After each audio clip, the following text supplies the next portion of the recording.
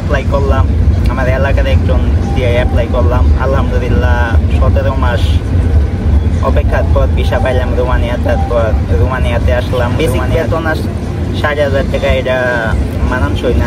আমি এটা 2টা থেকে দিছি। ইন্ডিয়া প্রায় 1 মাস আসছিলাম। তারপর আমরা 5 জন ইন্টারভিউ দিছিলাম। 5 জনের থেকে 3 জন সিলেক্ট হয়েছিলাম, ভিসা পাইছিলাম। 2 জন রিজেক্ট হয়েছিল। তোমার মানে কন্ট্রাক্ট যা ছিল তাই কি দিয়ে আসতে পারছো নাকি তার থেকে বেশি দিয়ে লাগছিল? 1 লাখ টাকা পাওয়ার 1 মাসের কাছাকাছি লাগছে। রোমানিয়াতে আসলে, রোমানিয়াতে আসার পরে তোমার কোম্পানি কি রিসিভ করছিল?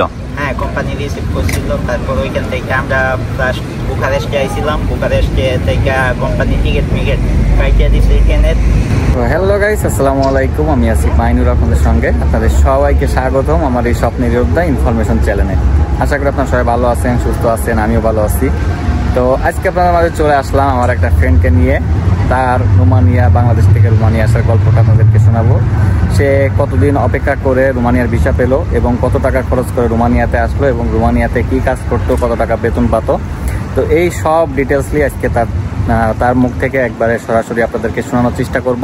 তো আপনারা যারা রোমানিয়া আসার চিন্তা ভাবনা করতেছেন বা রোমানিয়ায় আছেন বা রোমানিয়ার স্বপ্ন দেখতেছেন, তাদের জন্য এই ভিডিওটি অনেক গুরুত্বপূর্ণ হতে পারে। আপনারা অনেক ইনফরমেশন এই ভিডিও থেকে পেতে পারেন। তো অবশ্যই যারা চ্যানেলে নতুন আছেন চ্যানেলটি সাবস্ক্রাইব করে বেল আইকনটি অন করে পাশে থাকবেন। আর ইতিমধ্যে যারা সাবস্ক্রাইব করছেন তাদেরকে অসংখ্য অসংখ্য ধন্যবাদ।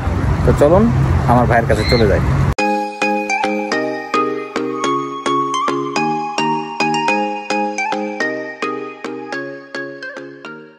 তো আসসালামু আলাইকুম, কি অবস্থা?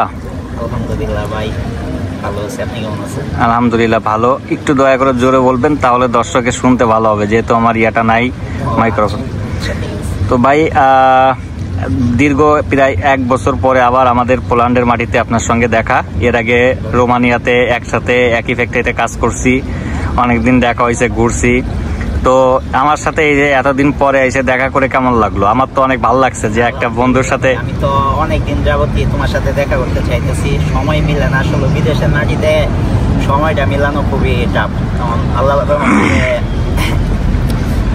দীর্ঘ 1 বছর হয়ে গেছে আমি পোল্যান্ডে আইছি। 1 বছর পর তোমার সাথে দেখা। আলহামদুলিল্লাহ একই সিটিতে আছি, বাট দেখা করার সুযোগ হচ্ছে না। তাও দেখা করার সুযোগ পাই না, কারণ তোমার হয়তো বা অফ ডে অন্যদিন, আমাদের অন্যদিন, মানে ব্যাটে বলে মেলে না। তো এখন যাই হোক, আমার দর্শকদের উদ্দেশ্যে আপনি একটু ইনফরমেশন দিবেন যে আপনি বাংলাদেশ থেকে কতদিন অপেক্ষা করে, মানে ফার্স্টে বলবেন যে আপনি কেন বাংলাদেশ থেকে রোমানিয়াকে সিলেক্ট করলেন এবং রোমানিয়া আসার চিন্তা ভাবনা করলেন। আমি বাংলাদেশ থেকে রোমানিয়া সিলেক্ট করছি ইউরোপের কারণেই। ইউরোপে ওই সময় এত ভিসা হইতো না, ইউরোপে রোমানিয়ায় টুকটাক ভিসা হইতো। তারপরে অ্যাপ্লাই করলাম, আমার এলাকার একজন দিয়ে অ্যাপ্লাই করলাম। আলহামদুলিল্লাহ 17 মাস অপেক্ষার পর ভিসা পাইলাম রোমানিয়া। তারপর রোমানিয়াতে আসলাম। রোমানিয়াতে আমি প্রায় 7 মাস আসছিলাম। সাপ্লাই কোম্পানি, সাপ্লাই বেতন খুব বেশি না। ইউরোপে বেসিক বেতন 60,000 টাকা, এটা মানানসই না। তারপর চিন্তা করলাম যে অন্য দেশে ট্রাই করাম। তারপর বললেন যে পোল্যান্ডের গল্পটা পরে শুনতেছি। আগে ফার্স্টে হচ্ছে রোমানিয়ায় যে আসার জন্য তুমি যে ফাইল জমা দেওয়ার পরে কতদিন অপেক্ষা করা লাগছিল ভিসা পাইতে? প্রায় 16 মাস অপেক্ষা করছি। ফাইল জমা দেওয়ার পর 16 মাস অপেক্ষা করছি। তারপর রোমানিয়াতে ভিসা পাইলাম। রোমানিয়াতে এখন তোমার কি ইন্টারভিউ ইন্ডিয়ার থেকে দিয়ে আসতে হয়েছিল নাকি বাংলাদেশ থেকে ভিসা পাইছিলা? আমি ইন্টারভিউ ইন্ডিয়া থেকে দিছি। ইন্ডিয়া প্রায় 1 মাস আসছিলাম। তারপর আমরা 5 জন ইন্টারভিউ দিছিলাম। 5 জনের থেকে 3 জন সিলেক্ট হয়েছিলাম, ভিসা পাইছিলাম। 2 জন রিজেক্ট হয়েছিল। তারপর আমরা 3 জন রোমানিয়াতে আসলাম। তা মোট কত টাকা লাগছিল রোমানিয়াতে আসার জন্য? তখন প্রায় 13 লাখ টাকা উপরে গেছে।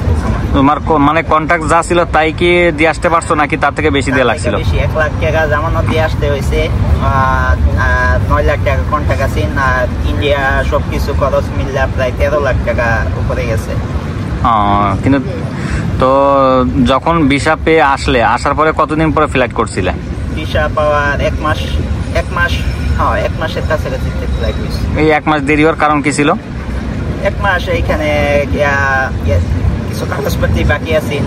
তারপর নিজের একটা প্রস্তুতি আছে, একটু সমস্যা। মানে কেনাকাটা, টাকা গুছানো, বিএমইটি সবকিছু কমপ্লিট করে একটু সময় গেছে। তো তারপরে যখন রোমানিয়াতে আসলে, রোমানিয়াতে আসার পরে তোমার কোম্পানি কি রিসিভ করছিল? হ্যাঁ, কোম্পানি রিসিভ করছিল। তারপর ওইখান থেকে আমরা ফার্স্ট বুখারেস্টে আইছিলাম। বুখারেস্টে থেকে কোম্পানি টিকিট কাটিয়ে দিছে,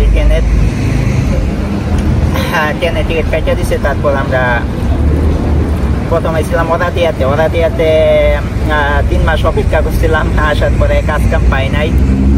তারপর 3 মাস থাকার, মানে কাজ না পাওয়ার কারণ কি ছিল?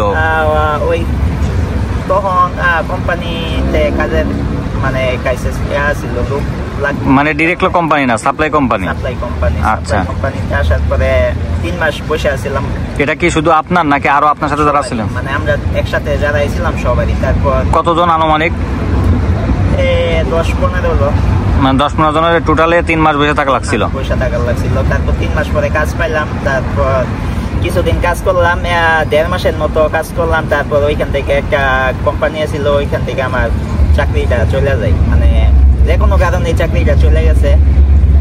তারপর ওইখানে আবার ফার্স্টে কি কোম্পানিতে ঢুকছিলাম, মানে কি কাজ করতে হতো? ফার্স্ট পোরামে ঢুকছিলাম। পোরাম থেকে 1 মাস, মানে সাইলেন্সারের ফ্যাক্টরি ছিল এটা। হ্যাঁ, অনেক কষ্টের কাজ এই পোরামের কাজ। আমি জানি, আমি করি নাই অবশ্য, বাট আমি জানি আমার অনেক ভাই বোন এখনো কাজ করতেছে, অনেক রিস্কের কাজও। তারপর ওইখান থেকে 1.5 মাস কাজ করছিলাম। তারপর ওইখান থেকে ফ্যাক্টরি থেকে মানে করলো, ফ্যাক্টরি থেকে বের করে দিল। তারপর আবার 1 মাস বসে আছিলাম। আচ্ছা। নতুন একটা কোম্পানিতে ঢুকছি, হ্যানিং এ। আমি ছিলাম। হ্যানিং এ 2 মাস কাজ করছি। তারপর চিন্তা ভাবনা করলাম যে বেতন আদি 60-70 হাজার টাকা এগুলা কামানি মানে ভালো লাগতেছিল না। চিন্তা ভাবনা আছে জৈন কোথাও চলে যায়। তারপর চিন্তা করলাম যে পোল্যান্ডের দিকে মুভ করাম। পোল্যান্ডটারে কেন সিলেক্ট করলেন?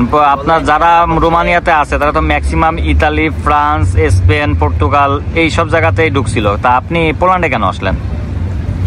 তো সে কেন পোল্যান্ডে আসলো এবং পোল্যান্ডে কি কাজ করে, কত টাকা বেতন পায় এবং তার চিন্তা ভাবনার সাথে মিলছে কিনা সব কিছু আমি দ্বিতীয় পার্টে দিব। তো অবশ্যই আপনারা দ্বিতীয় পার্ট দেখার অপেক্ষা করবেন।